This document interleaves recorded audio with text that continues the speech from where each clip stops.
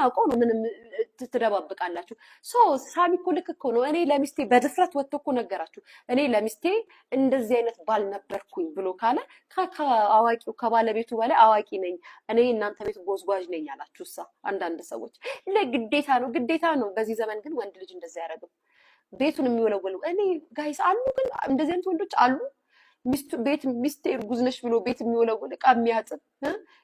እግሯን የሚያጥብ አለ ግን ጋይስ እንደዚህ አይነት ወንድ እንደው ምን የተባረካችሁ ሴቶች ናቸው የሀገሬ ልጆች እናቶቻችሁ ቱቱቱቱ እያሉ የመረቋችሁ ያደጋችሁ ልጆች መሆን አለባችሁ ጋይስ እንደዚህ አይነት ባል ካጋጠማችሁ ገብርኤል ምስክሬ ነው በዚህ ዘመን